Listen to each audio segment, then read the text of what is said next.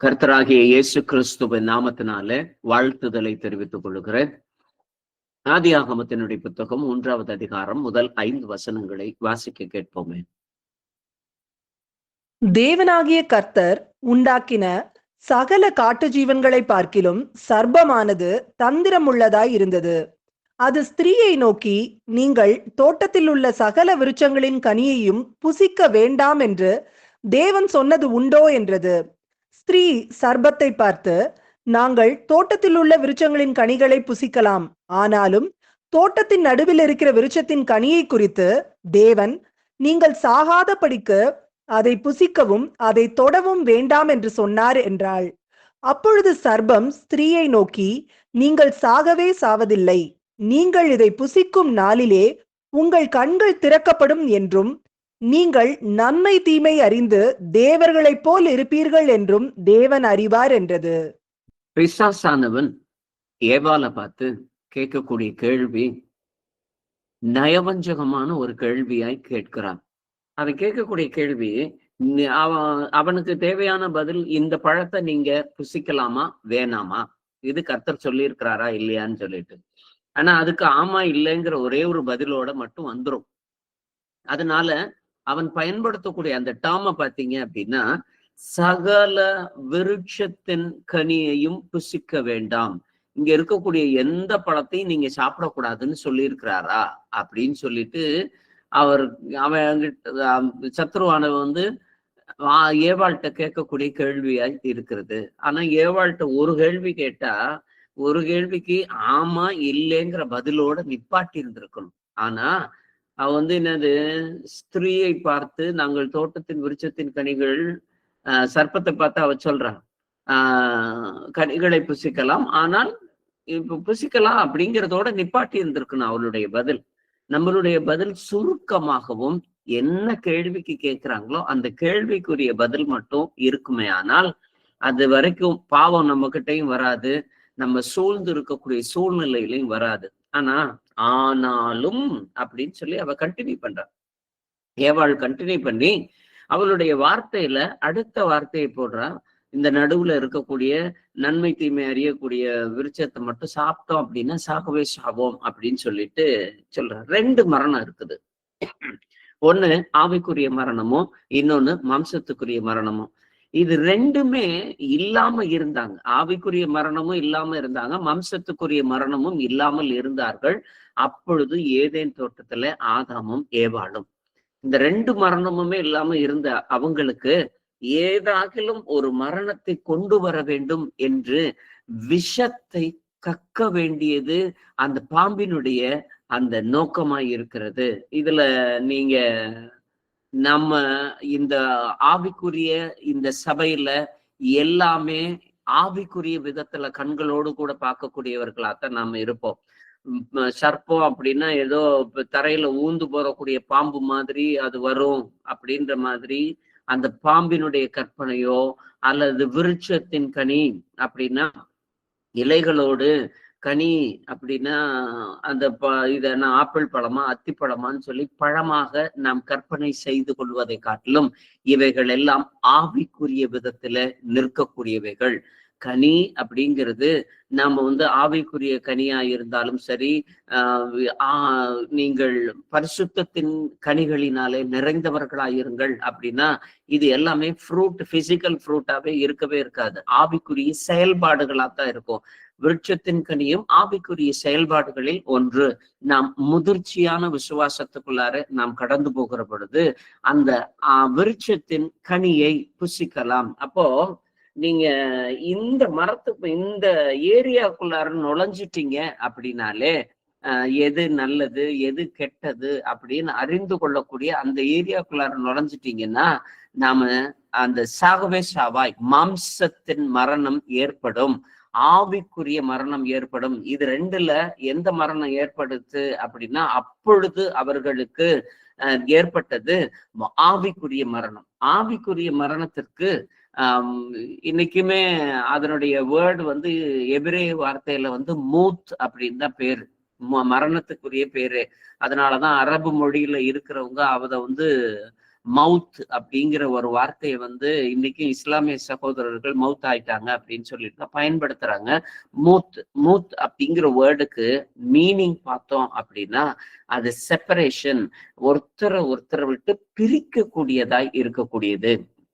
அப்போ ஆவிக்குரிய விதத்துல தேவனையும் மனிதனையும் அவர்கள் அந்யூன்யமாய் ஏதேன் தோட்டத்துல அவர்கள் உலாவி குளிர்ச்சியான வேளையிலே ஒருத்தருக்கு ஒருத்தர் சம்பாஷித்து நேரடியாய் பேசி கொண்டிருந்த அந்த உறவை சுடரெலி பட்டயத்தை வைத்து பிரித்து அவர்களை கொண்டு போகக்கூடிய விதத்துல ஆவிக்குரிய மரணம் ஏற்படும் என்பது தேவனுடைய தீர்மானமாய் இருந்துச்சு. அதை வந்து சாப்பிட்டா நீங்க வந்து பெரிய ஆளா ஆயிடுவீங்க, நீங்க சாகவே சாவதில்லை அப்படின்னு சொல்லிட்டு நீங்களும் தேவர்களை போல் இருப்பீர்கள் அப்படின்னு சொல்றதுக்குரிய பிஹைண்ட் ரீசன் அப்படின்னா இதுல எந்த இடத்துலயுமே பிசாசு சொல்லவே இல்லை தேவன் பொய் சொல்றாரு, உங்களை ஏமாத்துறாரு, அவர் ரொம்ப கல் நஞ்சக்காரு அப்படிங்கிற வார்த்தைய சர்ப்பமானவன் பயன்படுத்தவே இல்லை, பிசாசானவன் பயன்படுத்தவே இல்லை.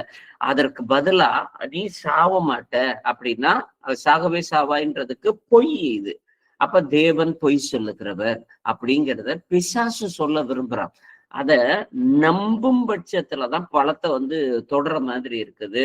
அப்போ அந்த நம்பிக்கை ஏற்படுறப்பவே இந்த நன்மை தீமை அறியக்கூடிய அந்த கனியை புசிச்சது மாதிரி ஆயிடுறான். அந்த நம்பிக்கை அவளுடைய இருதயத்துக்குள்ளார தோன்றுகிற பொழுது அந்த நன்மை தீமை அறியக்கூடிய கனியை புசிச்சு அதை அப்படியே டிரான்ஸ்ஃபர் பண்ணவும் செய்யறா. ஏவாள் ஆதாமுக்கிட்டையும் டிரான்ஸ்ஃபர் பண்ணவும் செய்யறா. நான் நம்பிட்டேன், அதனால நீயும் நம்பு.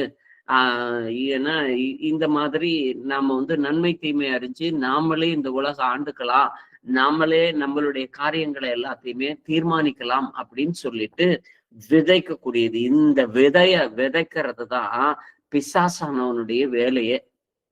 ஒரு மனுஷனுடைய இருதயத்துக்குள்ளார தேவனுக்கு ஈக்குவலா அல்லது தேவனை போல நாம செயல்பட வேண்டும் என்கிற அந்த கற்பனையான ஒரு, ஏன்னா இன்னைக்கு அற்புதங்கள், அடையாளங்கள், நவமான பாஷைகள், தீர்க்க தரிசனங்கள், இந்த மாதிரி வியாதிகளை சுகப்படுத்துதல், இந்த மாதிரி வரங்களை மட்டும் நம்பி இருக்கிறவர்கள் எல்லாருக்குமே அவங்களுடைய எண்ணங்கள் என்னன்னா நாம எல்லாருமே தேவனை போல செயல்படுவோம், அவரை போல நாம இருக்கிறோம்னு சொல்லிட்டு அந்த உணர்வோடு கூட போக போக போக போக ஆவியினுடைய வரங்களை அப்படியே சேர்க்க சேர்க்க சேர்க்க ஆவியினுடைய கனியை மறந்து விடுகிறவர்களாய் போகிறார்கள். ஏன்னா இது ஒரு பாம்பு அதனுடைய விஷத்தை இன்னொரு சரீரத்துக்குள்ளார கடத்தணும் அப்படின்னா அந்த பாம்பு ஒண்ணு கொத்தணும் அல்லது அதனுடைய வாயினுடைய கடிவாய் அந்த இடத்துல போய் படணும். ஆனா இந்த இடத்துல இந்த சர்ப்பமானது கொத்துனதாகவோ அல்லது அந்த கடிவாய் எதுவும் அவர்கள் மேல பட்டதாகவோ எந்த ஒரு சுவடுமே இல்லாம ஜஸ்ட் வேர்டு, வார்த்தையினாலேயே அதை எல்லாத்தையுமே அவள் மேல விதைத்தவளாய் இருக்கிறான் பிசாசு. ஏவாள் மேல அத்தனை விஷமான வார்த்தைகளை அத்தனையுமே விதைத்தது த்ரூ வேர்ட்ஸ், வார்த்தையின் மூலமா தான் அவ்வளவுத்தையும் விதைத்தனையுமே அதை நம்பினதுனாலே அவர்கள் கனியை புசித்தவர்களாய் ஆனார்கள். அந்த நம்பிக்கை அவர்களை என்ன செஞ்சிருச்சு அப்படின்னா தேவனிடமிருந்து பிரித்தது, செப்பரேஷன் உண்டாக்குனது. ஏன்னா அந்த செப்பரேஷனை முதல் ஆதாமு கிட்ட உண்டாக்குனதுக்கு அப்புறமேட்டு இரண்டாம் ஆதாம் ஏற்பட வேண்டியதாய் இருந்துச்சு. யாத்ராகமத்தினுடைய புத்தகம் 4வது அதிகாரம் 20வது வசனத்தை வாசிப்போமே. அப்பொழுது மோசே தன் மனைவியையும் தன் பிள்ளைகளையும் கழுதையின் மேல் ஏற்றிக்கொண்டு எகிப்து தேசத்துக்கு திரும்பினான். தேவனுடைய கோலையும் மோசே தன் கையிலே பிடித்து கொண்டு போனான். ஆமென். தேவனுடைய கோலையும் தன்னுடைய கையிலே பிடித்து கொண்டு போனான். அப்ப கோல் அப்படின்னாலே ஏதோ குச்சியை மட்டும் எடுத்துட்டு போனான் அப்படிங்கிறது பிசிக்கலா அவன் கையில குச்சி இருந்துச்சு. ஆனா ஸ்பிரிச்சுவலா அதனுடைய காரியங்கள்ல அந்த கோலுக்கு என்ன ஒரு அங்கீகாரம் அப்படின்னா ஒருத்தருக்கு ஒருத்தர் உடன்படிக்கை பண்ணி கொள்ளுகிறார்கள். யூதர்கள் அல்லது ஆபிரகாமினுடைய வம்சத்தாரு என்ன செய்யறாங்க அப்படின்னா ஒருத்தருக்கு ஒருத்தர் உடன்படிக்கை செய்யறாங்க அப்படின்னா அந்த உடன்படிக்கையினுடைய வார்த்தைகள் எல்லாமே அந்த கோலுல எழுதி அந்த கோலை ஒருத்தருக்கு ஒருத்தர் மாற்றிக்கொள்வாங்க. நான் இந்த லேண்டை உனக்கு நான் விற்கிறேன், இந்த ஆடுகளை உனக்கு நான் கொடுக்குறேன் அப்படின்னு சொல்லி பண்ட மாற்று முறை பண்ணாலும் சரி, அவர்களுடைய உறவுகள்ல திருமணங்கள் செய்து கொண்டாலும் சரி, இந்த கோலுல அந்த உயில் மாதிரி எழுதி அந்த கோலை ஒருத்தருக்கு ஒருத்தர் பரிமாற்றிக் கொள்வார்கள். அந்த கோல் கொண்டு போகிறப்ப அந்த கோல்ல இருக்கக்கூடியது அத்தனையுமே அவர்களுக்கென்று எழுதப்பட்ட அந்த உயில் மாதிரி இருக்கக்கூடிய அத்தனை விஷயங்களும் அந்த கோல்ல பதிக்கப்பட்டதா இருக்கும். ஏன்னா யாக்கோபு கூட அவனுடைய கோலு மட்டும்தான் எடுத்துட்டு போனான், கோலும் கையுமாய் தான் போனான். அந்த கோலுல தேவன் அவனுக்கென்று ஈசாக்கு மூலியமா எழுதப்பட்ட அந்த வாக்குத்தத்தங்கள் எல்லாமே அதன் மீது பொறிக்கப்பட்டதா இருக்குமா. அந்த கோலை அவன் எடுத்துட்டு போகிறவனா இருக்கிறான், அந்த கோலோட தான் திரும்ப வர்றவனாயி இருக்கிறான். அந்த கோலை மட்டும் பாதுகாப்பா வச்சுக்கிட்டே காரணம் அது தேவனுடைய வார்த்தை. கோல் என்பது தேவனுடைய வார்த்தை, வாக்கின் கோலினால் அடித்து. அப்ப கோல் அப்படிங்கிறது தேவனுடைய வார்த்தைக்கு அடையாளமா இவன் தேவனுடைய வார்த்தையை கொண்டு போறான். அப்போ மோசே இந்த கோலை கொண்டு போனோனையுமே அந்த கோலு கொண்டு போன இடத்துல பார்வோன்ட்ட பேசுறான். பார்வோன்ட்ட பேசின உடனே தன்னுடைய அற்புதங்கள் அடையாளங்கள் எல்லாவற்றையுமே காட்டுவதற்காக மோசே அந்த கோலை தூக்கி போடுறான். தூக்கி போட்டோடனே அது பாம்பாய் மாறுகிறது. பாம்பாய் மாறின உடனே பார்வோனுடைய மந்திரவாதிகளும் அவனும் ராம்சேனுடைய மந்திரவாதிகளும் அவனுமே போடுறான், அதுவும் பாம்புகளா மாறுது. ஆனா இந்த ஒரு பாம்பு இன்னொரு பாம்பை விழுங்கியது. மோசேயினுடைய பாம்பு அந்த பார்வோனுடைய பாம்புகள் எல்லாவற்றையும் விழுங்கி விடுகிறது. ரெண்டு பாம்புமே ஈக்குவலா விஷம் நிறைந்தது. நல்லா தெரிஞ்சுக்கங்க, பார்வோனுடைய பாம்புகளுடைய இருக்கக்கூடிய விஷங்கள் எல்லாமே எப்போ மோசேயினுடைய பாம்புக்குள்ளார போச்சோ அத்தனையும் அது விழுங்கப்பட்டதாய் மாறினது. அதுக்கப்புறமேட்டு திரும்ப அதை வாழை பிடிச்சு நேரா மாத்தின உடனே அத்தனை விஷயங்களுமே முறிக்கப்பட்டதாய் போயிடுச்சு. என்ன, பார்வோனுடைய பாம்புகள்ல இருக்கக்கூடிய அந்த விஷம் இனிமே அந்த இடத்துல இருக்க போறதே கிடையாது. அது எப்போ விழுங்கி திரும்ப மரமாய் மாறினதோ, அந்த மரமாய் மாறி தூக்கி எடுக்கப்பட்ட உடனே அது அந்த விஷங்கள் எல்லாமே முறிக்கப்பட்டதாய் இருக்கிறது. ஏதேன் தோட்டத்துல விதைக்கப்பட்ட அந்த பாம்பினுடைய விஷத்தை முறிப்பதற்காக நமது இரண்டாம் ஆதாம் சிலுவையிலே அத்தனையுமே உறிந்து வெளியரங்க கோலமாய் நிர்மூலமாக்கத்தக்கதாய். என்னாகமத்தினுடைய புத்தகம் 21வது அதிகாரம் 9வது வசனம். அப்படியே மோசே ஒரு வெண்கல சர்ப்பத்தை உண்டாக்கி அதை ஒரு கம்பத்தின் மேல் தூக்கி வைத்தான்.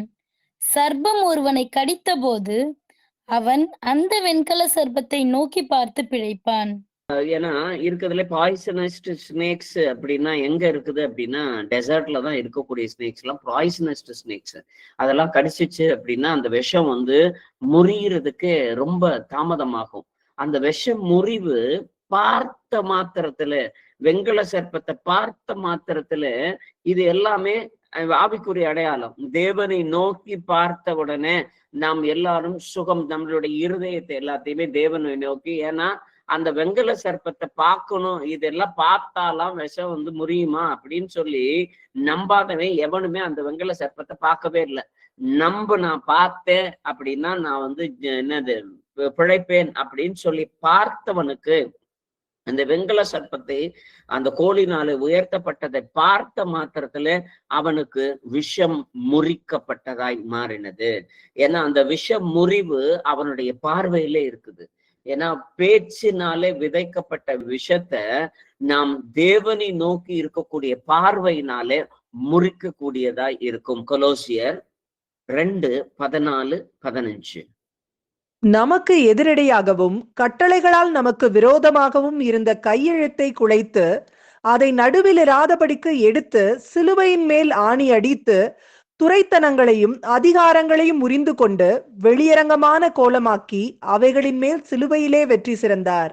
அப்போ வெளியரங்கமும் கோலமாக அத்தனை உரிக்கினது அப்படின்னா பிசாசு அன்னைக்கு ஆதாமுகிட்டையும் ஏவாளுகிட்டையும் விஷத்தை கக்கு கக்கு கக்குன்னு கக்கி அவர்களை எல்லாத்தையுமே தேவனுடைய சமூகத்துல வினோதமா பேசுறதுக்கு ஒண்ணு நல்லா தெரிஞ்சுக்கங்களேன். ஏவாள் முதல்ல அந்த விருட்சத்தினுடைய கனியை புசிச்சான்னு சொல்லி இருக்கு. முதல்ல நம்பினவ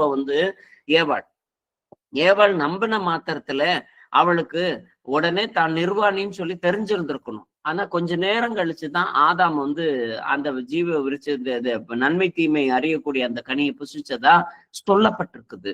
அப்போ அந்த கொஞ்ச நேரம் கழிச்சு இவன் நம்பினதுனால ரெண்டாவதா இருக்கிறப்ப இவனும் இவளும் சேர்ந்ததுக்கு அப்புறமேட்டு தான் இவர்கள் நிர்வாணமாய் இருக்கிறார்கள் அப்படிங்கிறதே தெரிய வந்துச்சு.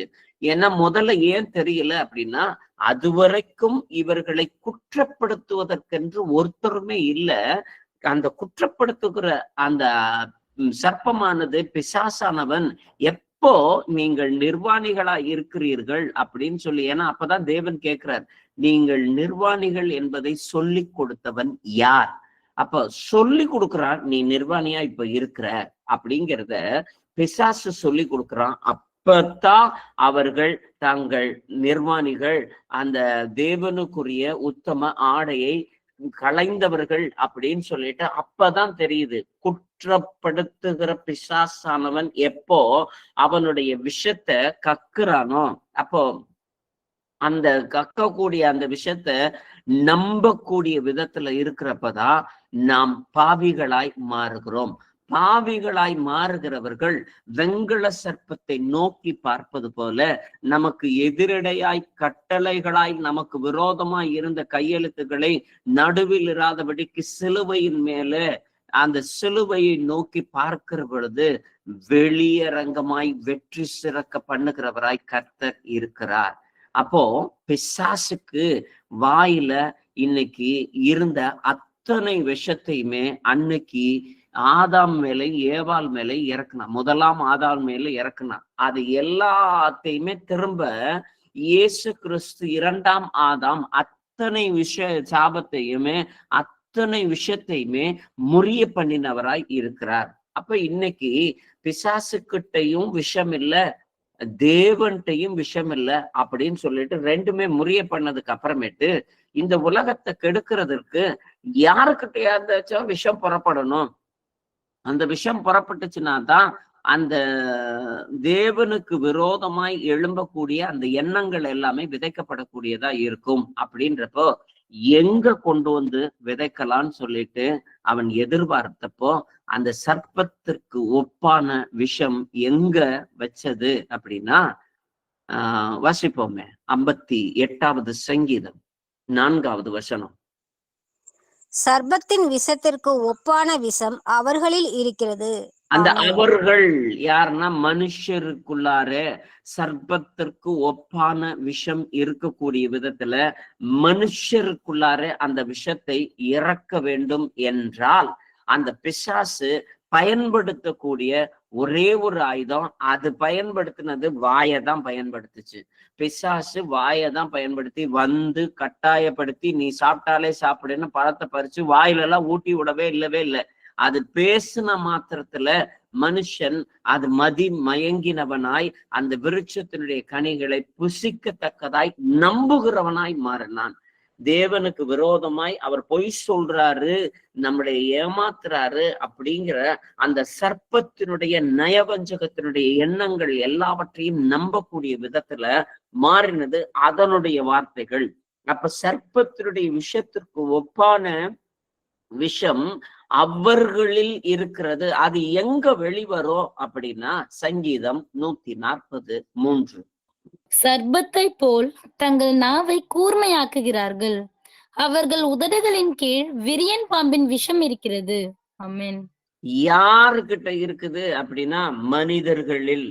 யாருக்கிட்டயோ இருக்குன்னுலாம் சொல்ல வேண்டாம். இன்னைக்கு ஒவ்வொருத்தரும் தனிப்பட்ட விதத்துல ஏங்கிட்ட என்னுடைய நாவினுடைய அதிகாரம் அது விருட்சமாய் மாறுவதும் விஷமாய் மாறுவதும் என்கிட்ட இருக்கு. அந்த சர்ப்பத்தை நாவை கூர்மையாக்குகிறார்கள். அவர்களுடைய உதடுகளுக்கு கீழே பாம்பின் விஷம் இருக்கிறது. அந்த வார்த்தைகள் புறப்பட அடுத்தவன சுவிசேஷம் சொல்லி, ஏன்னா பிசாசு விதைத்தது நீங்கள் இனிமே தேவரை போல இருப்பீர்கள் அப்படிங்கிற ஒரு துர்ச்செய்தியை பிசாசு விதைச்சா. ஆனா இயேசு கிறிஸ்து நற்செய்தி விதைக்கிறாரு.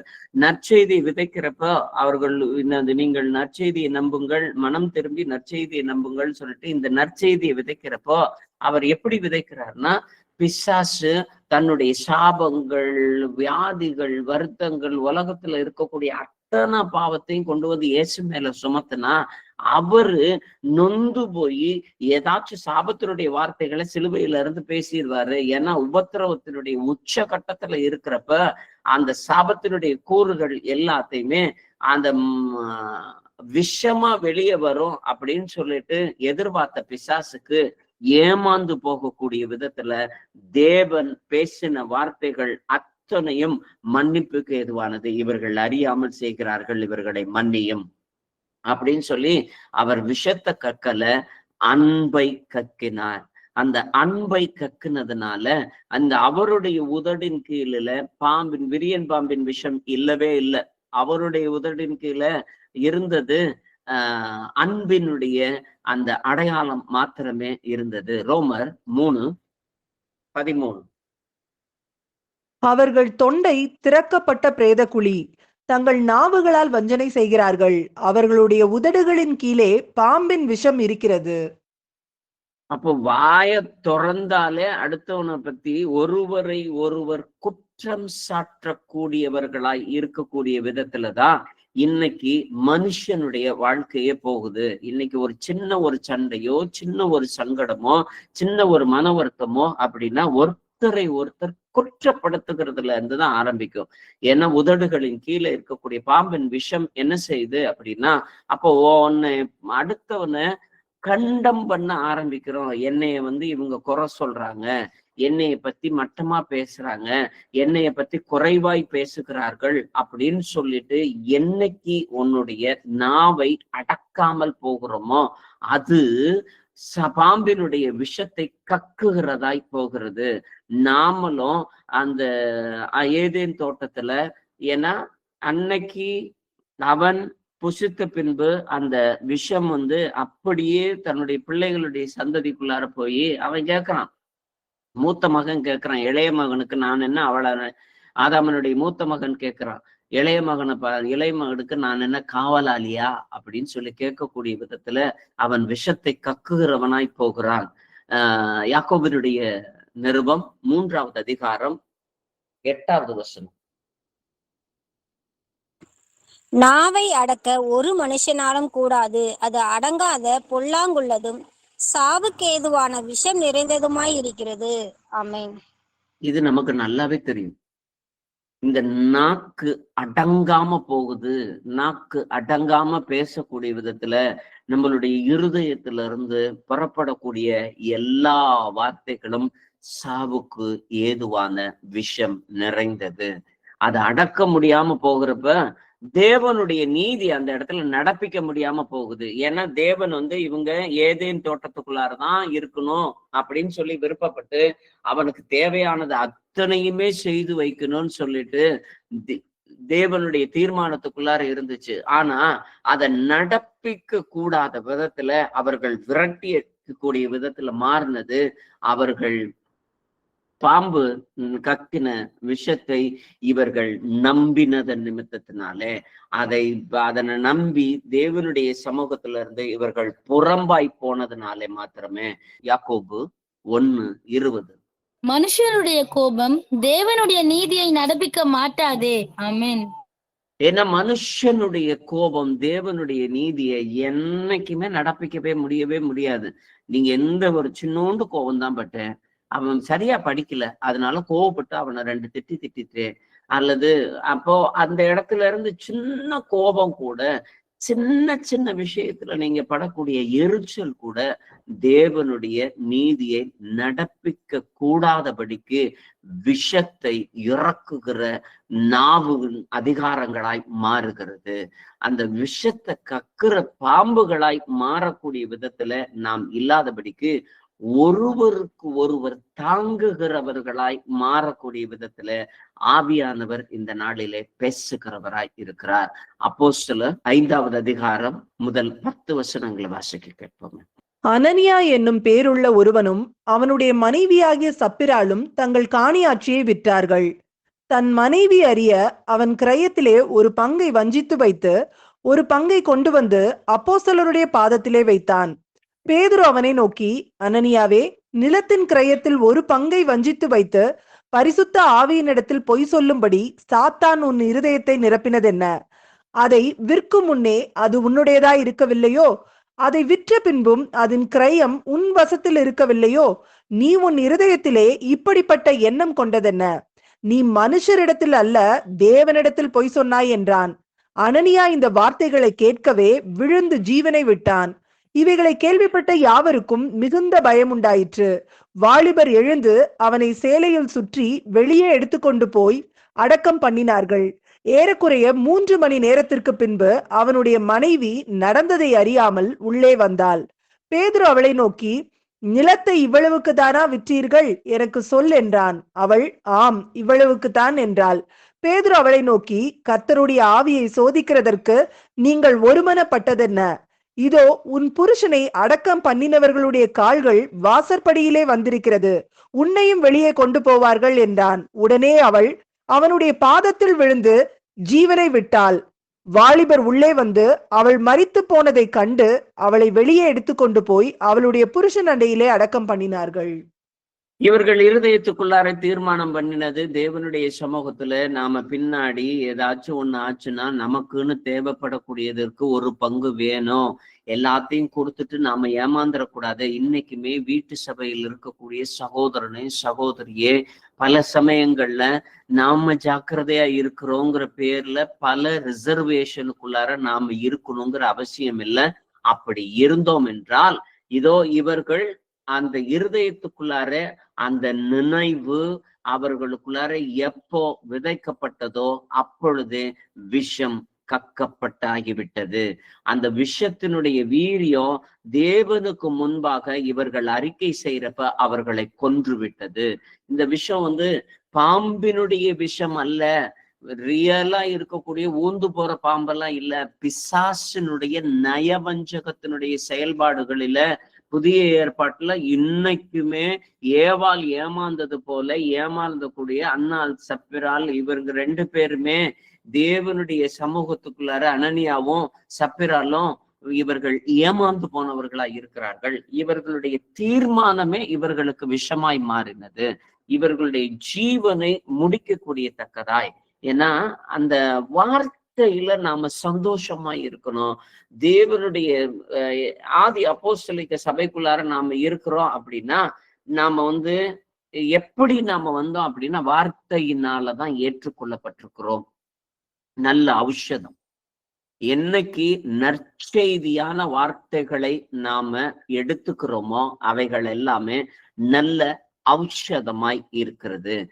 எப்போ தீமையான பிறருக்கு விரோதமான அந்த துர்ச்செய்திகளை நாம் ஏற்கிறோமோ அப்பொழுது எல்லாம் அது பாம்பின் விஷமாய் மாறுகிறது.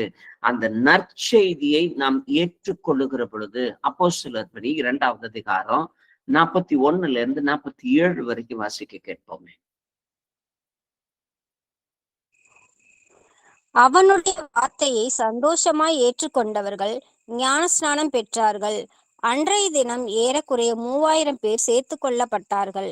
அவர்கள் அப்போஸ்தலருடைய உபதேசத்திலும் அந்நியோன்யத்திலும் அப்பம் பிட்குதலிலும் ஜெபம் பண்ணுதலிலும் உறுதியாய் தரித்திருந்தார்கள். எல்லாருக்கும் பயம் உண்டாயிற்று. அப்போஸ்தலர்களாலே அநேக அற்புதங்களும் அடையாளங்களும் செய்யப்பட்டது.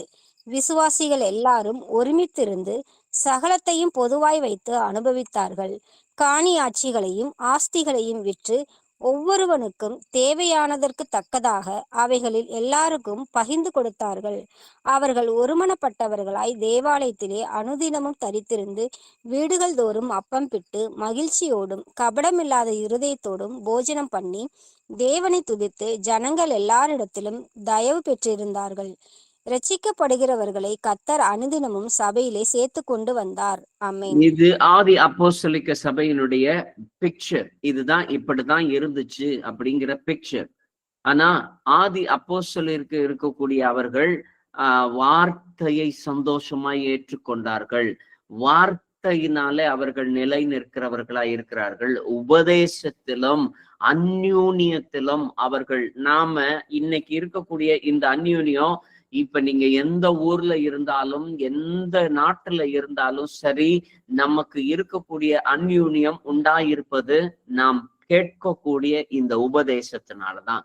அப்பம் பிடுகுதலும் ஜெபத்திலும் உறுதியாய் தடுத்திருந்தார்கள். இதெல்லாம் ரைட்டு. ஆனா இவர்கள் எல்லாத்துல இருந்துமே விடுதலை ஆயிட்டாங்க அப்படின்னா பயம் இல்லாது இருந்தார்கள் அப்படின்னு தான் வசனம் இருக்கணும். ஆனா எல்லாருக்கும் பயம் உண்டாயிற்று.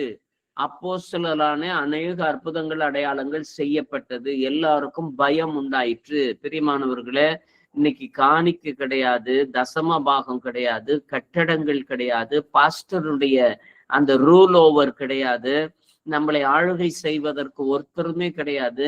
நமக்கு ஞாயிற்றுக்கிழமை தான் போய் நம்ம கட்டாயமா ஒரு ஆராதனை நடத்தணுங்கிற அந்த முறைமையும் கிடையாது. எந்த ஒரு கட்டுப்பாடும் கிடையாதுன்னு சொல்லி சுதந்திரமாய் திரிவதற்காய், சுதந்திரமாய் நம்மளுடைய இஷ்டத்தின் போக்கில் அலைவதற்காய் வீட்டு சபையை கர்த்தர் ஏற்படுத்தவில்லை. ஜெபத்திலும் அப்பம் பிற்குதலிலும் நாம் உறுதியாய் தரித்திருந்து பயமோடு நடுக்கத்தோடையும் தேவனை ஆராதிப்பதற்காக.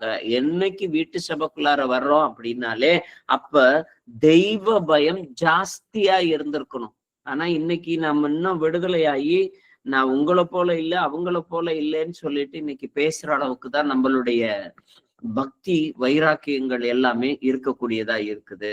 ஆனா பயம் உண்டாகி கபடம் இல்லாத இருதயத்தோடு மகிழ்ச்சியோடு இன்னைக்கு சபை கூடி வரதுல இருக்கிறப்போ, நம்ம ஞாயிற்றுக்கிழமை கூடினாலும் சரி அல்லது வேற எந்த இடத்துல கூடினாலும் சரி, மகிழ்ச்சியோடு கபடம் இல்லாத இருதயத்தோடு இவங்க கிட்ட எல்லாம் அளவாடுதான் பேசணும், இவங்க கிட்ட எல்லாம் இதெல்லாம் பேசக்கூடாது, இதெல்லாமே நம்ம இந்த வீட்டுல இப்படி நடந்துக்கணும், அந்த வீட்டுல அப்படி நடந்துக்கணும், இவங்க இப்படின்னு அத்தனை ரிசர்வேஷனோட தான் இன்னைக்கு பழக வேண்டிய ஒரு கட்டாயத்துல இருக்குது. ஆனா அத்தனை மத்தியிலுமே தேவன் நமக்கு சொல்லக்கூடிய ஒரே ஒரு விஷயம் என்ன அப்படின்னா, நீங்கள் என்னது மகிழ்ச்சியோடு கபடம் இல்லாத இருதயத்தோடு போஜனம் பண்ணி, அது இருக்குதா நம்மை நாமே நிதானித்து பார்ப்போம். ஏன்னா நம்ம இருக்கிறது எல்லாத்தையுமே விட்டுட்டோம். நீங்க பொட்டை விட்டா என்ன, பூவை விட்டா என்ன, அல்லது வெள்ளையாடை தரித்தா என்ன, அல்லது சபையை விட்டா என்ன, இது எல்லாத்த காட்டிலும் தேவனுடைய சமூகத்துல உங்களுக்கு இந்த புறம்பாய் இருக்கக்கூடிய இந்த நாவினுடைய விஷங்கள் எல்லாவற்றையுமே நாம எடுத்துட்டோமா அப்படிங்கிறத மட்டும் நாம் பார்த்தாலே போதும். ஒருமனப்பட்டவர்களாய் தேவனுடைய ஆலயத்துல அனுதினமும் தரித்து நம்ம வீடுகள் தோறும் நாம இருக்கிறப்ப மகிழ்ச்சியோடும் கபடமில்லாத இருதயத்தோடும், யாரு வீட்டுக்குள்ளார யாரு போனாலும் எப்படி இருந்தாலும் அந்த இடத்துல கபடமே இல்லாத ஒரு இருதயத்தோடு கூட நாம் போஜனம் பண்ணுகிறவர்களாய் நாம் மாற வேண்டும் என்று ஆவியானவர் நமக்கு நாமே எச்சரிக்கிறவராய் இருக்கிறார். ரோமர் 12வது அதிகாரம் முதல் 5 வசனத்தை வாசிப்போம். அப்படி இருக்க சகோதரரே, நீங்கள் உங்கள் சரீரங்களை பரிசுத்தமும் தேவனுக்கு பிரியமுமான ஜீவ பலியாக ஒப்பு கொடுக்க வேண்டும் என்று தேவனுடைய இரக்கங்களை முன்னிட்டு உங்களை வேண்டிக் கொள்ளுகிறேன். இதுவே நீங்கள் செய்யத்தக்க புத்தியுள்ள ஆராதனை. நீங்கள் இந்த பிரபஞ்சத்திற்கு ஒத்த வேஷம் தெரியாமல் தேவனுடைய நன்மையும் பிரியமும் பரிபூரணமான சித்தம் இன்னதென்று பகுத்தறியத்தக்கதாக உங்கள் மனம் புதிதாகிறதினாலே மறுரூபமாகுங்கள். அல்லாமலும் எனக்கு அருளப்பட்ட கிருபையினாலே நான் சொல்லுகிறதாவது, உங்களில் எவனானாலும் தன்னை குறித்து எண்ண வேண்டியதற்கு மிஞ்சி எண்ணாமல் அவனவனுக்கு தேவன் பகிர்ந்த விசுவாச அளவின்படியே தெளிந்த எண்ணமுள்ளவனாய் எண்ண வேண்டும். ஏனெனில் நமக்கு ஒரே சரீரத்திலே அநேக அவயவங்கள் இருந்தும் எல்லா அவயவங்களுக்கும் ஒரே தொழில் இராதது போல அநேகராகிய நாமும் கிறிஸ்துவுக்குள் ஒரே சரீரமாய் இருக்க ஒருவருக்கொருவர் அவயவங்களாய் இருக்கிறோம். ஆமென். நாம இன்னைக்கு இருக்கிறதே இந்த வீட்டு சபையில நாம எப்படி இருக்கிறோம் அப்படின்னா, ஒருவருக்கு ஒருவர் அவயங்களாய் இருக்கிறோம். இதுல ஒரு அவயம் மேன்மை பாராட்டுவதற்காகவோ இல்லது இன்னொரு அவயத்தை நாம் தாழ்மைப்படுத்துவதற்காகவோ உடம்புல இருக்கக்கூடிய எந்த அவயங்களா இருந்தாலும் அதனுக்குரிய கவனம் பெற்றதா இருக்கிறது. இப்ப தலைனா அதுக்கு செய்ய வேண்டிய வேலை இருக்கு, அதுக்கு மிஞ்சி அதனால என்னவே முடியவே முடியாது. அதனுடைய ரொட்டேஷன் என்னது, முழங்கைன்னா அதனுடைய ரொட்டேஷன் ஃப்ரண்ட் அண்ட் ஃபார்வர்டு தான். சைடு வைஸ்ல இருக்கக்கூடியதுல நான் அப்படி ரொட்டேட் பண்ணி நான் முழங்கை போறேன் அப்படின்னா அதனுடைய ரொட்டேஷன் ரெஸ்ட்ரிக்டட். அதனுடைய மூவ்மெண்ட் எல்லாமே ஒரு லிமிட்டட் தான். அப்படி லிமிட்டடா இருக்கக்கூடிய விஷயத்துல இருக்கக்கூடிய நாம் தெளிந்த எண்ணம் உள்ளவர்களாய் எண்ண வேண்டும். நம்மளுடைய பொசிஷன், நாம எந்த இடத்துல இருக்கிறோம் அப்படின்னு சொல்லிட்டு தெய்வ பயத்தோடு நாம் தெளிந்த எண்ணம் உள்ளவர்களாய் நம்மை குறித்து நாம் எண்ண வேண்டும். ஏன்னா பரிபூர்ண சித்தம் இன்னதென்று பகுத்தறியத்தக்கதாக மனம் புதிதாகிறதுனாலே மறுரூபமாகுங்கள். பாய்சனஸ்ட் எண்ணங்கள் எதுவுமே நம்மளுடைய இருதயங்கள்ல இல்லாம விஷத்திற்கு ஏதுவாய் இருக்கக்கூடியது. இவங்க கிட்ட நாம இந்தந்த விஷயங்கள்லாம் பேசக்கூடாது, இவங்க கிட்ட இதெல்லாம் சொல்லக்கூடாது, இவங்க இப்படி பேசினா நாம இப்படி பேசணும் அப்படின்னு சொல்லிட்டு முன் தீர்மானத்தோடு, ஏன்னா தேவன் முன் அறிவோடு தான் நம்மளை எல்லாத்தையுமே ஒன்னா சேர்த்திருக்கிறார். நாம நம்மளுடைய டிவிஷன்ஸ எங்க போகுது அப்படின்னா முன் தீர்மானத்தோடு நாம் எல்லாவற்றையும் அணுகுகிற பொழுது அந்த இடத்துல விஷம் கக்கப்பட்டதாய் இருக்கும். ஏன்னா வேறொரு மரணம் இதுக்கென்று எடுக்கிறதுக்கு ஒண்ணுமே கிடையவே கிடையாது. கக்குன விஷயத்த கக்குனதுதான், அதனுடைய பாதிப்பை நாம அனுபவிக்க வேண்டியதா தான் இருக்கும். அதனால வார்த்தைகளில நாம் ஒருத்தருக்கொருத்தர் அபயங்களாய் இருக்கிறத ஒரு நாளும் மறக்காதபடிக்கு நம்ம சபை, இந்த வீட்டு சபை அப்படிங்கிறது கர்த்தருடைய ஒரே சரீரம். ஒன் காட் பிலீஃப்ல இருக்கக்கூடிய எல்லாருமே ஒன் பாடி ஃபெய்த்லயுமே நாம் இருக்க வேண்டியவர்களாய் இருக்கிறோம். ஏன்னா ஒன் காடுன்றதோட மட்டும் நிறுத்திட்டு நாம ஒன் பாடி அப்படிங்கிறத நாம மறந்துட்டோம் அப்படின்னா, இதுல ஏதேன் தோட்டத்துல இருந்து ஆதாமும் ஏவாலும் அந்த விஷத்தை நம்பினவர்களாய் விரட்டப்பட்டது போல, அந்த வார்த்தைகளுடைய மாறுதல்களை நம்பினதனால் அவர்கள் விரட்டப்பட்டது போல நாம் இந்த ஏதேன் தோட்டத்திலிருந்து விரட்டப்படுவது அதிக நிச்சயமாமே. அதனால ஒருத்தருக்கொருத்தர் அவயங்களாய் இருக்கிறோம்ன்றத நாம ஒரு நாளும் மறக்காதபடிக்கு ரோமர் 12:10 வாசிங்கள. அதிலே சகோதர சிநேகத்திலே ஒருவர் மேல் ஒருவர் பட்சமாயிருங்கள், கனம் பண்ணுகிறதிலே ஒருவருக்கொருவர் முந்திக் கொள்ளுங்கள். சொல்றதா இருந்தாலும் சரி, விசாரிக்கிறதா இருந்தாலும் சரி, எதுவா இருந்தாலும் சரி, ஒருத்தருக்கு ஒருத்தர் முந்திக்கிறதுக்கு பழகிக்குவோம்.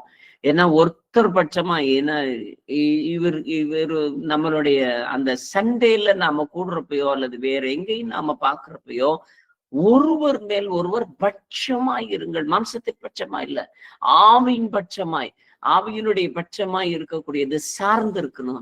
நான் என்னைய காட்டலாம் அவர்களை மேன்மைப்படுத்துவேன், என்னைய காட்டலாம் அவர்களை நான் உயர்வாய் எண்ணுவேன்னு சொல்லிட்டு பட்சமாய் இருக்கக்கூடிய விதத்துல கனம் பண்ணுகிறதுல ஒருத்தருக்கு ஒருத்தர் முந்திக் கொள்ளுங்கள். அதே சமயத்துல நாம் கனம் பண்ண வேண்டியதற்கு இன்னும் நிறைய லிஸ்ட் இருக்கு. அதுல ஒண்ணு இம்பார்ட்டன்ட் லிஸ்ட மட்டும் சொல்லிடுறேன். 1 தீமோத்தேயு 5:3.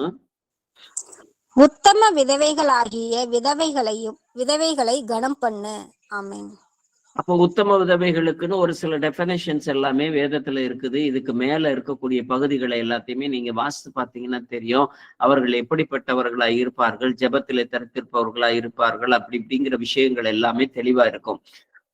அந்த கனம் பண்ணக்கூடிய விதத்துல நாம் விதவைகளையும் தேவையில் இருப்பவர்களையும் அந்த வறுமையில இருப்பவர்களையும் நம்மளுடைய உதவிகள் தேவை என்று எண்ணக்கூடிய ஒருத்தரையுமே முதலாவது கனம் பண்ண பழகி கொள்ள வேண்டும்.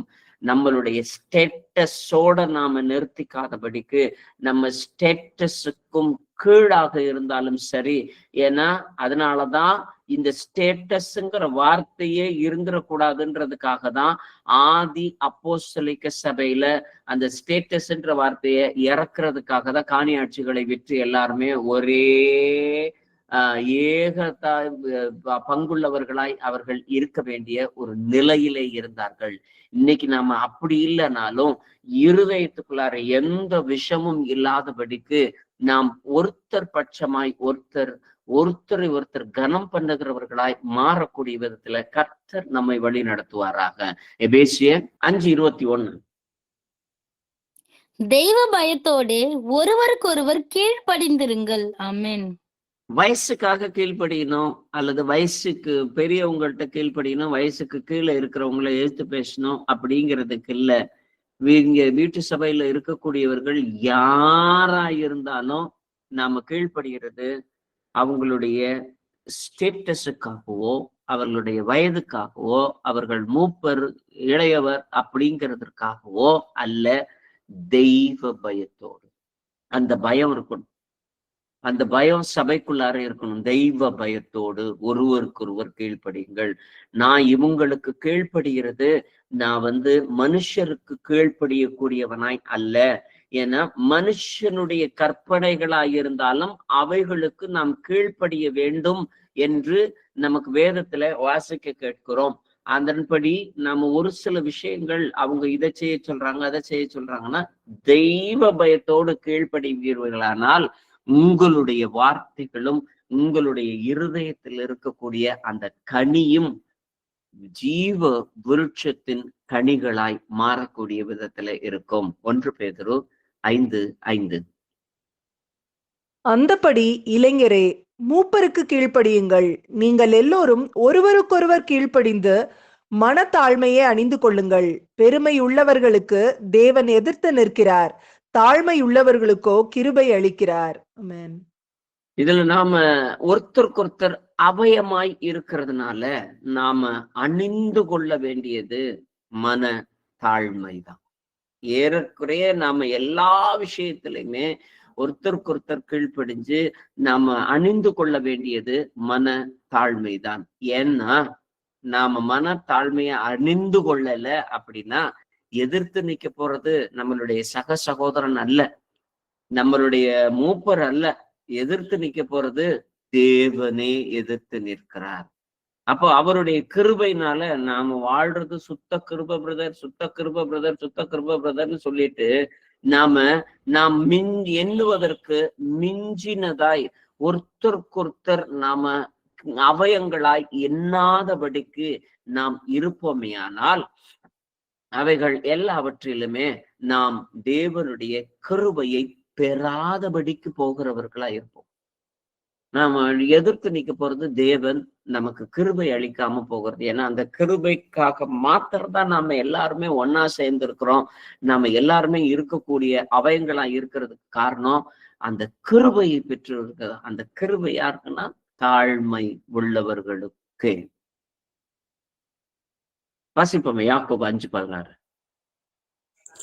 நீங்கள் சொஸ்தமடையும்படிக்கு உங்கள் குற்றங்களை ஒருவருக்கொருவர் அறிக்கையிட்டு ஒருவருக்காக ஒருவர் ஜெபம் பண்ணுங்கள்.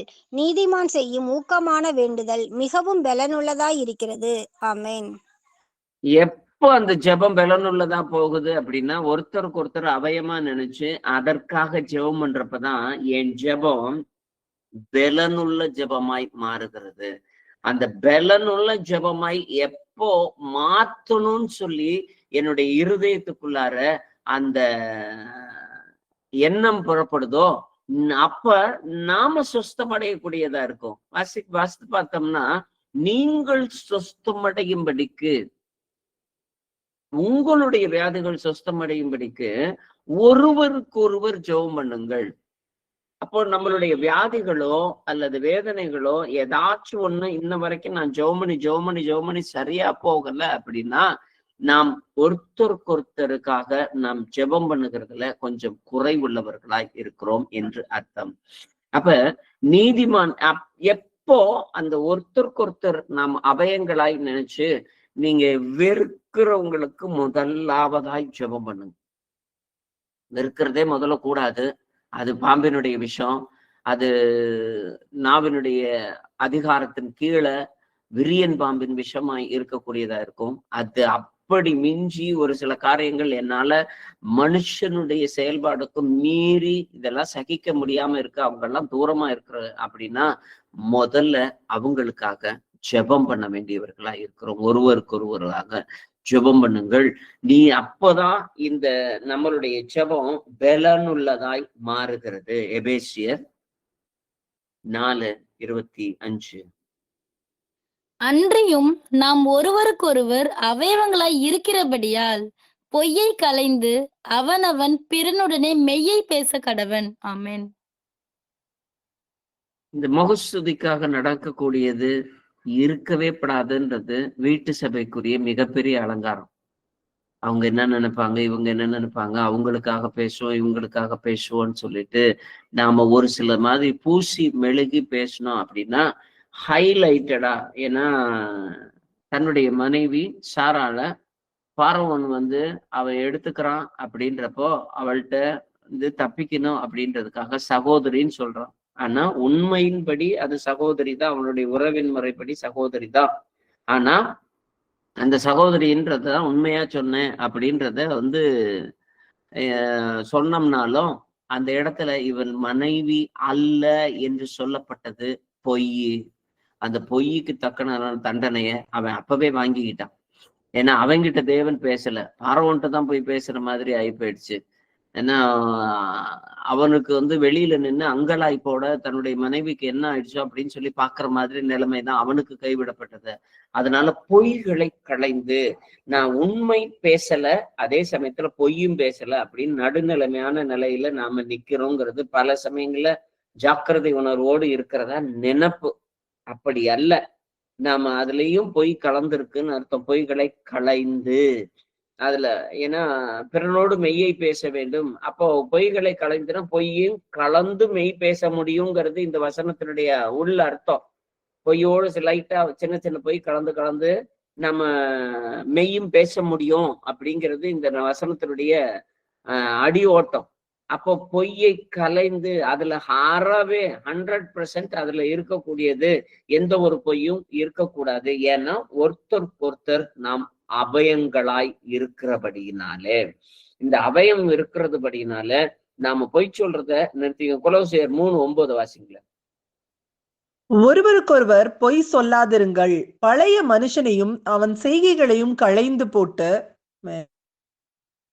பழைய மனுஷனுடைய செயல்பாடு அதெல்லாமே நாம ஜாக்கிரதையா இருக்கணும்ன்றதுக்காக ஒரு சில விஷயங்களை இவங்க கிட்ட எல்லாம் சொல்லக்கூடாது, அவங்க கிட்ட எல்லாம் சொல்லக்கூடாது, அவங்க கேட்டா ஒரு மாதிரி நினைப்பாங்க, இவங்க கேட்டா இப்படி ஒரு தப்பா நினைப்பாங்க அப்படின்னு சொல்லிட்டு ஒருத்தருக்கு ஒருத்தர் விஷயத்த நாம் மறைச்சு மூடி ரொம்ப டெக்னிக்கா பேசுறது மாதிரி பேசக்கூடிய விஷயங்கள் எல்லாமே பொய் சொல்லாதிருங்கள். அது பழைய மனுஷனுடைய செய்கை.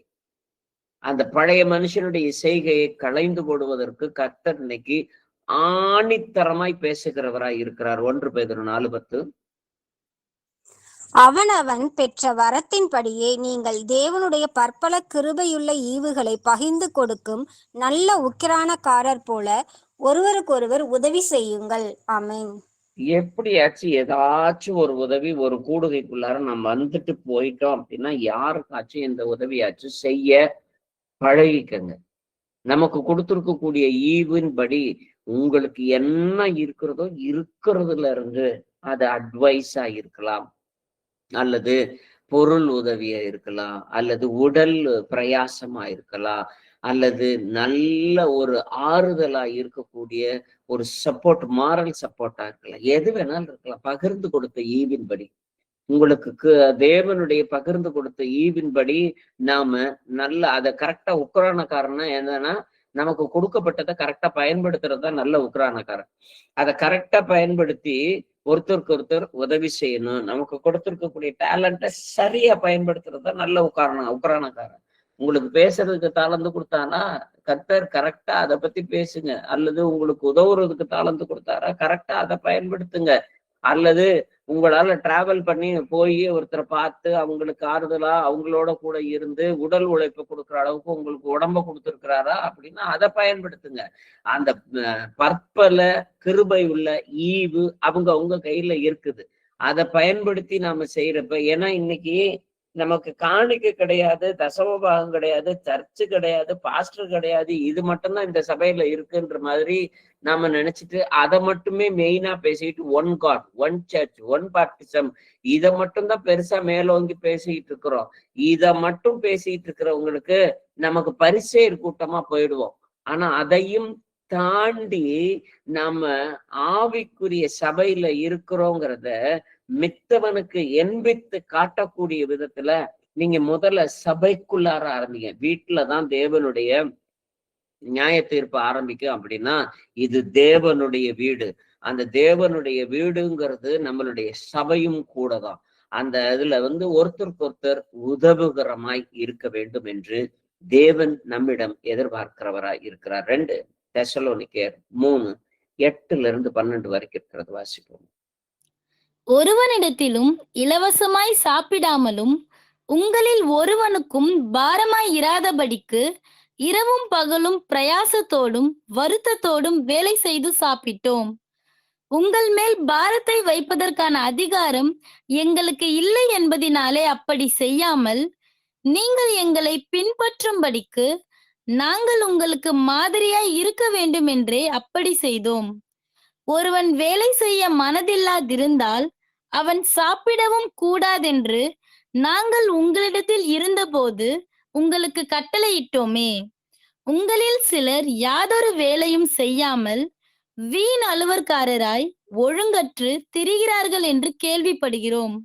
இப்படிப்பட்டவர்கள் அமைதலோட வேலை செய்து தங்கள் சொந்த சாப்பாட்டை சாப்பிட வேண்டும் என்று நம்முடைய கர்த்தராகிய இயேசு கிறிஸ்துவினாலே அவர்களுக்கு கட்டளையிட்டு புத்தி சொல்கிறோம். ஆமென்.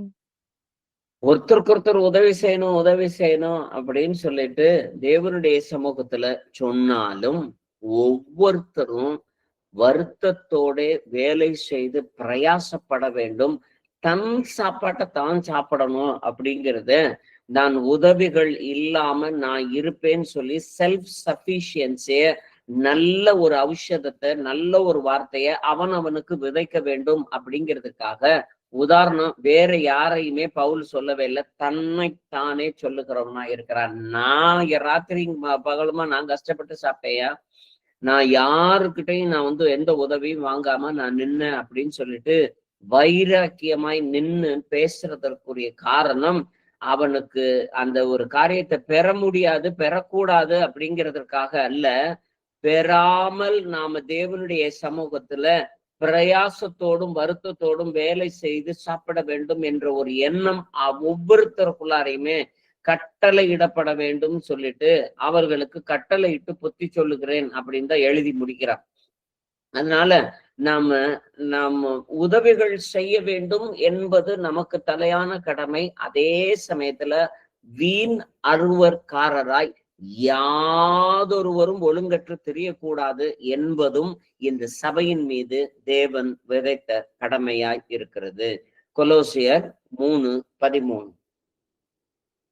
ஒருவரை ஒருவர் தாங்கி ஒருவர் பேரில் ஒருவருக்கு குறைபாடு உண்டானால் கிறிஸ்து உங்களுக்கு மன்னித்தது போல ஒருவருக்கொருவர் மன்னியுங்கள்.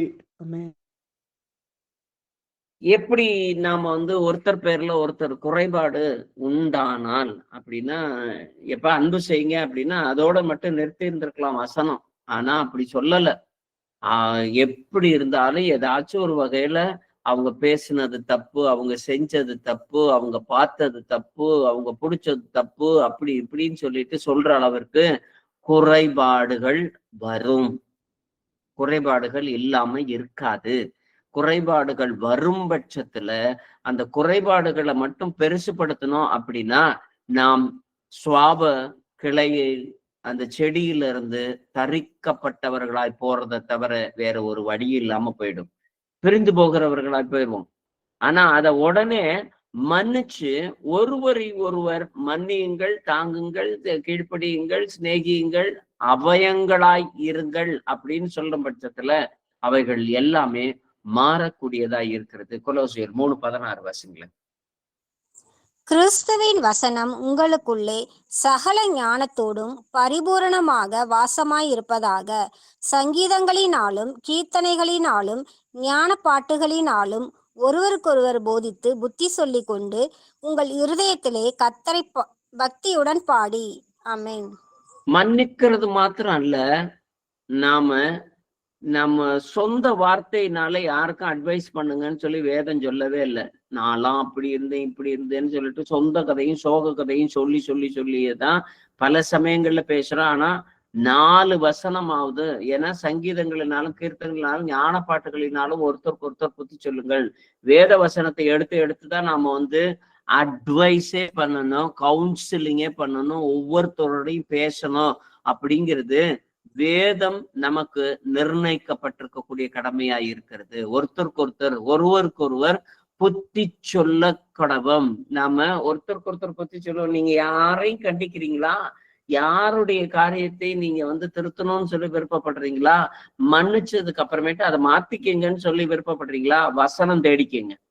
இந்த வசனத்துப்படி நீங்க சரி பண்ணீங்கன்னா நல்லா இருக்கும்னு சொல்லிட்டு வசனத்துக்கு நேராக நாம் புத்தி சொல்லுகிற பொழுது கர்த்தரை பக்தியுடன் பாடுகிறவர்களாய், இருதயத்துல தேவனுடைய நல்ல ஔஷதத்தை விதைத்தவர்களாய். அது இல்லைன்னா இதெல்லாம் சொன்னா கேட்காது, இவங்ககிட்ட எல்லாம் பேசுறதுல நாம பார்த்து பக்குவமா எடுத்துக்குவோம் அப்படின்னு சொல்லி பொய்யை கலந்து மெய்யை பேசுகிறவர்களை போல் நாம் இருந்தோமே ஆனால் இருதயத்துக்குள்ளார விஷம் இறங்குகிறதாய் மாறுகிறது.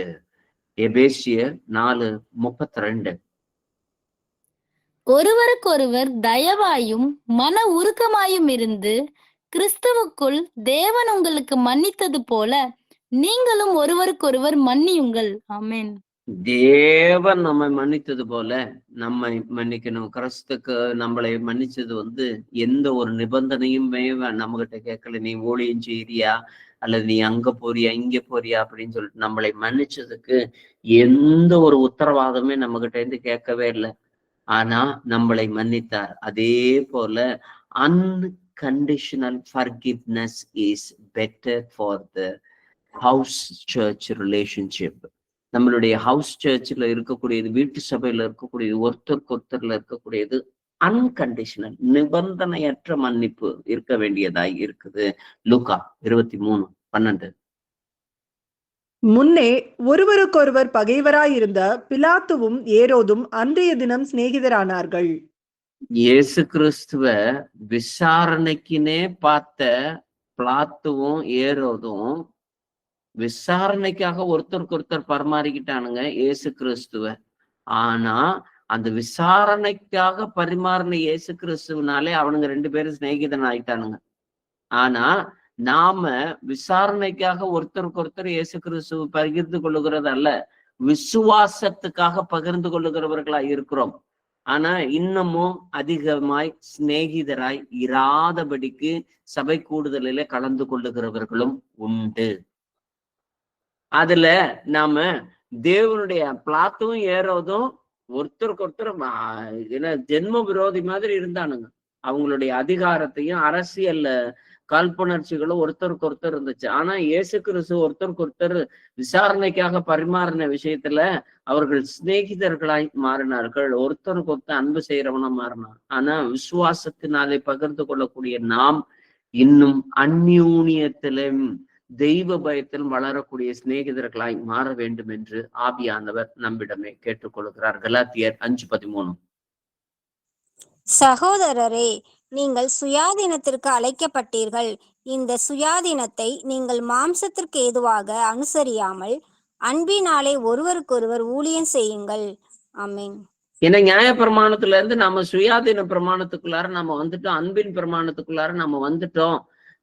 எந்த ஒரு நிபந்தனைக்குமே நம்ம கட்டுப்படாதபடிக்கு காணிக்கைகளோ தசம பாகங்களோ பண்டிகைகளோ எதுவுமே நம்ம கட்டுப்படுத்தாதபடிக்கு ஒரு சுயாதீனத்திற்கு அழைக்கப்பட்டவர்கள் மாம்சத்திற்கு ஏதுவாய் அதை அனுசரியாமல் அன்பினாலே, அன்பின் கட்டுகளினாலே இருக்கக்கூடிய விதத்துல நாம் ஒருவருக்கொருவர் ஊழியம் செய்ய கர்த்தர் நம்மை அழைக்கிறவராய் இருக்கிறார். எபிரேயர் 3:13. உங்களில் ஒருவனாகிலும் பாவத்தின் வஞ்சனையினாலே கடினப்பட்டு போகாதபடிக்கு இன்று எண்ணப்படும் அளவும் நாடோறும் ஒருவருக்கொருவர் புத்தி சொல்லுங்கள். ஆமென். இன்னைக்கு மட்டும் இல்லப்பா, இன்னைக்கு தினைக்கும் இன்று எண்ணப்படும் அளவும் நாடோறும். இன்னைக்கு என்ன தேவனுமே இன்று அப்படிங்கிறது பைபிள நீங்க எப்ப வாசிக்கினாலுமே, எந்த வருஷம் வாசிக்கினாலும் சரி, எந்த நாள் வாசிக்கினாலும் சரி, அந்த நாளை தான் குறிக்கும். இன்று முதல் நான் உன்னை ஆசீர்வதிப்பேன் அப்படின்னா தேவன் இன்னையிலிருந்து என்னை ஆசீர்வதிக்கிறார் அப்படின்னு மட்டும் எடுத்துக்கிறோம். ஆனா அதே போலதான் இன்று எனப்படும் அளவு நாடோறும் ஒருவருக்கொருவர் புத்தி சொல்லக்கூடும். நாம தொடர்ந்து செய்ய வேண்டிய வேலை இது. எபிரேயர் 10:25. சபை கூடி வருதலை சிலர் விட்டு விடுகிறது போல நாமும் விட்டு விடாமல் ஒருவருக்கொருவர் புத்தி சொல்ல கடவோம். நாளானது சமீபித்து வருகிறதை எவ்வளவாய் பார்க்கிறீர்களோ அவ்வளவாய் புத்தி சொல்ல வேண்டும். வருஷம், நாள், தேதி இது முதற்கொண்டு எல்லாமே அறிவிக்கப்பட்டதா இருக்குது.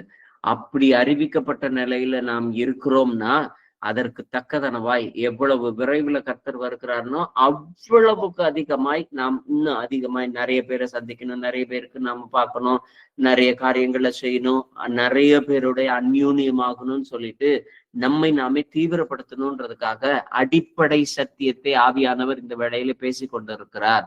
யாக்கோபு 4:11. சகோதரரே, ஒருவருக்கொருவர் விரோதமாய் பேசாதிருங்கள். சகோதரனுக்கு விரோதமாய் பேசி தன் சகோதரனை குற்றப்படுத்துகிறவன் நியாயப்பிரமாணத்துக்கு விரோதமாய் பேசி நியாயப்பிரமாணத்தை குற்றப்படுத்துகிறான். நியாயப்பிரமாணத்தை குற்றப்படுத்துவாயானால் நீ நியாயப்பிரமாணத்தின்படி செய்கிறவனாய் இராமல் அதற்கு நியாயாதிபதியாய் இருப்பாய். ஆமென். இன்னைக்கு எந்த ஒரு விதத்திலையுமே நாம அடுத்தவங்களை ஃபைண்டிங் ஃபால்ட் குற்றப்படுத்துகிறோமோ அப்போ நாம சுயாதீன பிரமாணத்துல இருந்து திரும்ப நியாயப்பிரமாணத்துக்கு போகிறவர்களாய் மாறுறோம். ஏன்னா நியாயப்பிரமாணத்தினாலதான் எதை செஞ்சா இவன் பிடிபடுவான்னு சொல்லிட்டு சட்டத்தை கையில பிடிச்சவனுங்களாவே எப்போதுமே இருப்பாங்க. அந்த சட்டத்தை கையில பிடிச்சவனே யாருடா மாட்டுவா? அந்த சட்டத்துப்படி கல்லால எரிஞ்சு கொண்டோம்னாலோ நியாயம் தீர்த்தம்னாலோ அவர்கள் எல்லாருமே பெரிய ஆளுகளா மாறிடுவாங்க. அப்படி அந்த நியாயம் தீர்க்கிற அளவுக்கு நாம யாரடா விழுங்கலாம், எவனை விழுங்கலாமோ என்று வகை தேடக்கூடியது பிசாசனுடைய வேலை. யாருடா தப்பு பண்ணுவாங்க அப்படின்னு சொல்லிட்டு நம்ம விசாரணையோட நம்மளுடைய பேச்சுகள் அமைந்திருக்குமே ஆனால் அது பாம்பின் விஷத்திற்கு ஒத்ததாய் இருக்கக்கூடியதாய் இருக்கும். யாக்கோபு 5:9 வாசிங்கள. சகோதரரே, நீங்கள் நியாயம் தீர்க்கப்படாதபடிக்கு ஒருவருக்கொருவர் விரோதமாய் முறையிடாதிருங்கள்.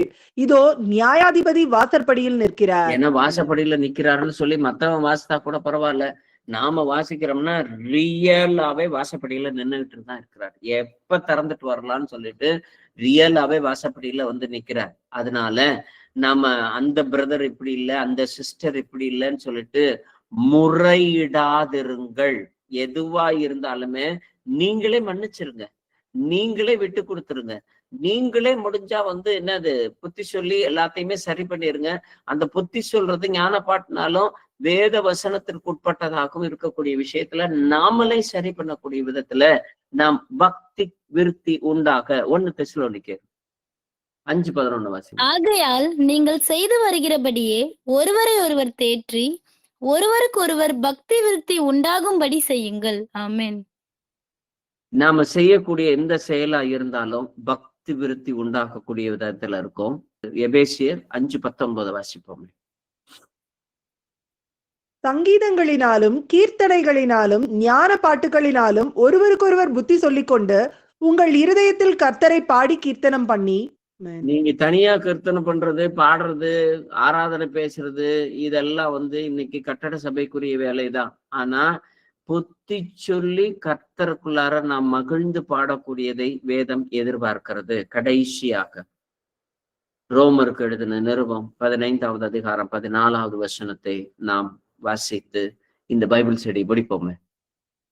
என் சகோதரரே, நீங்கள் நற்குணத்தினால் நிறைந்தவர்களும் சகல அறிவினாலும் நிரப்பப்பட்டவர்களும் ஒருவருக்கொருவர் புத்தி சொல்ல வல்லவர்களுமாய் இருக்கிறீர்கள் என்று நானும் உங்களை குறித்து நிச்சயித்திருக்கிறேன். ஆமென். நானும் உங்களை குறித்து நிச்சயித்து தான் இருக்கிறேன். ஏன்னா நாம எல்லாருமே இன்றைய கேட்ட வசனத்தின்படி எல்லாருமே வல்லவர்களாய் இருக்கிறோம்.